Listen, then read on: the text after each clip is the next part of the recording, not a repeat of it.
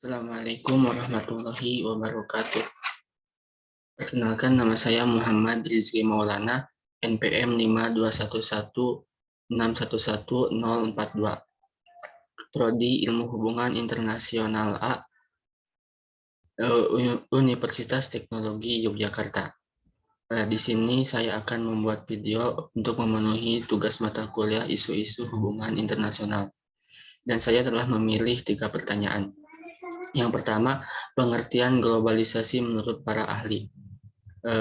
Yang pertama ada menurut Ahmad Suparman, globalisasi adalah sebuah proses menjadikan suatu benda atau perilaku sebagai ciri dan setiap individu di dunia ini tanpa dibatasi oleh wilayah. Yang kedua, menurut Malcolm Waters, globalisasi adalah sebuah proses sosial yang berakibat bahwa pembatasan geografis pada keadaan sosial budaya menjadi kurang penting, yang terjelma di dalam kesadaran masing-masing orang.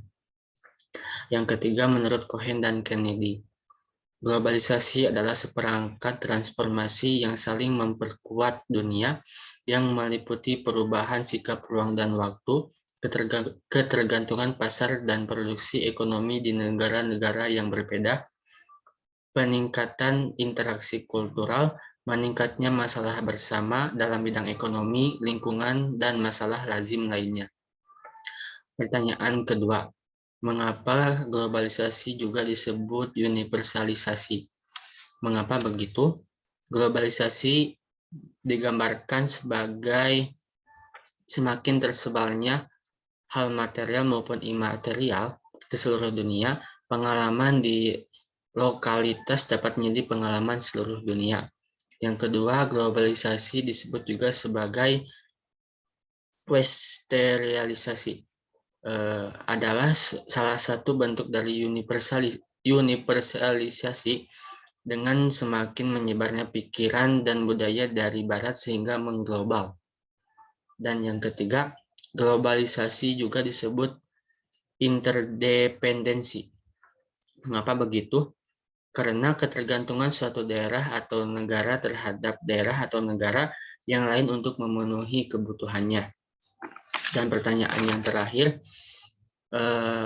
pandangan globalisasi menurut perspektif realis, liberal, dan juga marxisme.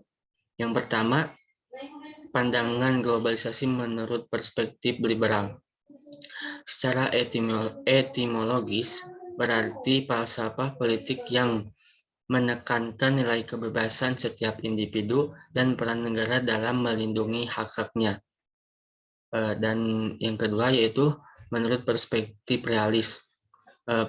Perspektif realis ini memandang bahwa aktor satu-satunya di dunia adalah negara dan bersifat anarkis. Dan yang terakhir, global menurut perspektif marxisme. Jika berbicara tentang Marxis, kita akan lebih banyak berbicara tentang ekonominya. Dari segi kebebasan hak yang notabene dimiliki oleh para buruh, dan bagaimana keadaan ekonomi itu pun sangat berpengaruh terhadap hubungan negara-negara dalam hubungan internasional, dalam menemukan politik luar negeri suatu negara, dan dalam menentukan politik internasionalnya. Sekian video yang dapat saya buat. Mudah-mudahan ada manfaatnya dan mohon maaf bila ada kekurangan. Wassalamualaikum warahmatullahi wabarakatuh.